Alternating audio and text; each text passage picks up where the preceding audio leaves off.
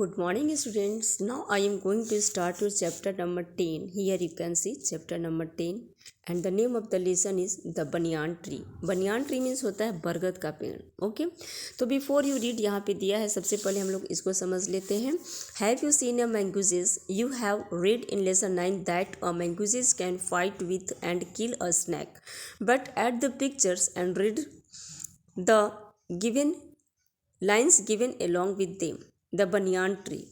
The fight of the cobra and the mangooses is a classic drama often seen in India, and the outcome is larger the same. The mongoose is not immune to the venomous bite, but is faster and quicker is in motion than the snake. The cobra assumes a posture of defense and attempts to reach the animals by a sweeping strike, but the quick moving mongooses jump out of reach and come all the snake from another directions before the snake can get into striking position again.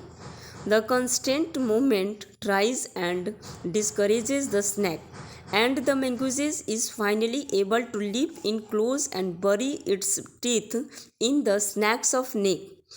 Okay, snake's neck, usually severing the joints of its vertebra.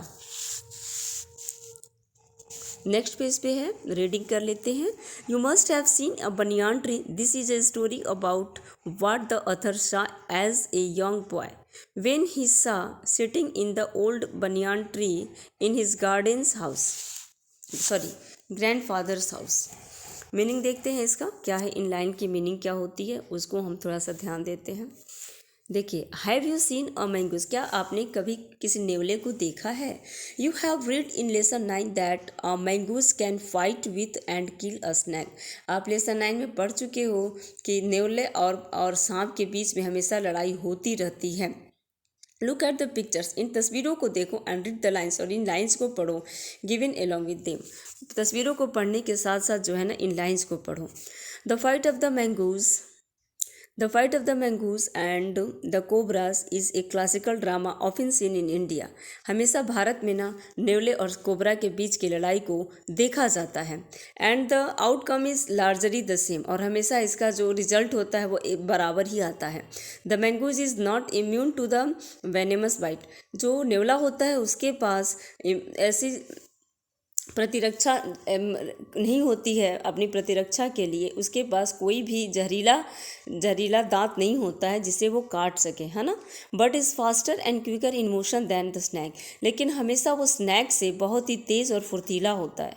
The cobra assumes a posture of the defence and attempts to reach the animal by sweeping strikes. Cobra जो होता है वह यह मान लेता है कि उसका जो पॉस्चर है वह अपने डिफेंस के लिए, अपनी रक्षा के लिए, है ना, और प्रयास करने के लिए to reach the animals by a sweeping strike. मतलब एक स्वीपिंग स्ट्राइक से, है ना, मतलब झपट्टा मारने वाली स्ट्राइक से वो अपनी रक्षा करता रहता है. But the quick moving mongooses jumps out to of reach the comes all the snacks from another directions. लेकिन जब वे अपनी रक्षा करते हैं ना, तो नेवला क्या होता है ना कि उनकी इतनी तेज़ी से वो जंप करते हैं कि वो जंप करके दूसरे डायरेक्शन से उनको पकड़ने की कोशिश करते हैं. Before the snake can get into striking position again. इसके पहले कि स्नैक जो है अपने फिर से प्रहार करने वाले पोजीशन में आ जाए, इसके पहले वो अपना ट्राई अपनाते रहते हैं. This constant movement tries and discourages the snake. और इस तरह से बार बार जो गति होती है ना, जब बार बार अटैक करने की गति जो होती है एक दूसरे पे, तो उस स्नैक को क्या करती है, वो हतोत्साहित कर देती है. And the mongoose is finally able to live in the close and bury its teeth in the snake's neck.